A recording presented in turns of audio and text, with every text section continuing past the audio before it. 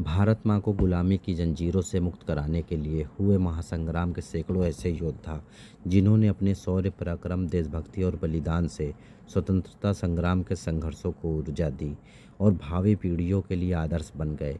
लेकिन अवध में अंग्रेजों के खिलाफ संघर्ष में विद्रोहियों का नेतृत्व कर रहे चिल्हारी रियासत के राजा बलभद्र सिंह ऐसे वीर आज़ादी के दीवाने थे जिन्होंने मात्र 18 वर्ष की आयु में अंग्रेजों के छक्के छुड़ाए। कहा जाता है वह सिर कटने के बाद भी अंग्रेजों से लड़ते हुए वीरगति को प्राप्त हुए।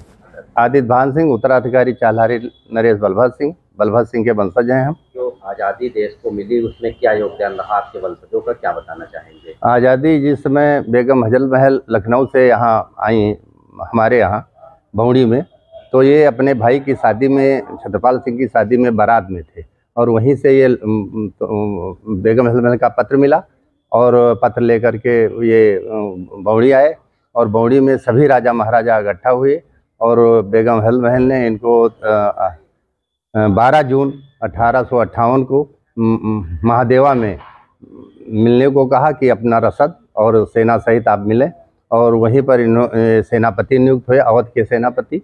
और जब बेगम हजल महल 12 जून 1858 को की लड़ाई में ये जीते, भारत सेना जीती और अंग्रेजों की 2 तोपें, बहुत सा सामान जीत करके बेगम हजल महल को सौंप दिया। और 13 शाम को होप ग्रांट उधर का सेनापति था और विलियम रसल प्रेस रिपोर्टर, और इन लोगों ने वहाँ चिट्ठी लिखी, बेलीगारत से अतिरिक्त सेनाएं आ गई और 13 जून 1858 को 2 बजे तक फिर भारत की सेना जीतती रही। और जब अंग्रेजों ने देखा कि हम हार जाएंगे तब सुलह समझौते की बात करने लगे और ये आश्वस्त ही नहीं होते कि धोखे से इनके सर कलम कर दिया गया। और सर कलम करने के बाद भी इन्होंने 11 अंग्रेजों को मारा है, 11 अफसर रूंड ने मारे और गोरों की गिनती ना है। इस तरह से अमृतलाल नागर गदर के फूल में उन्होंने लिखा है।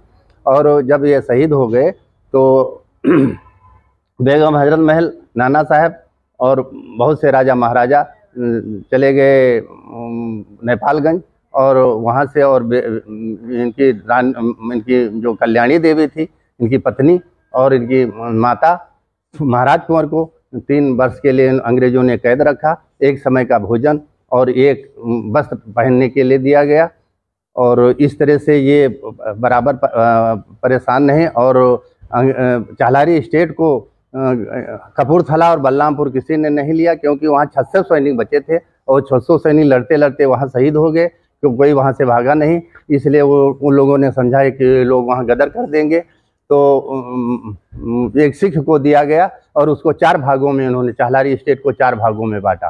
33 गांव एक सिख को दिए, पिपरी स्टेट और एक भनौटी, और वहाँ सीतापुर, 2 भाग सीतापुर में किए गए।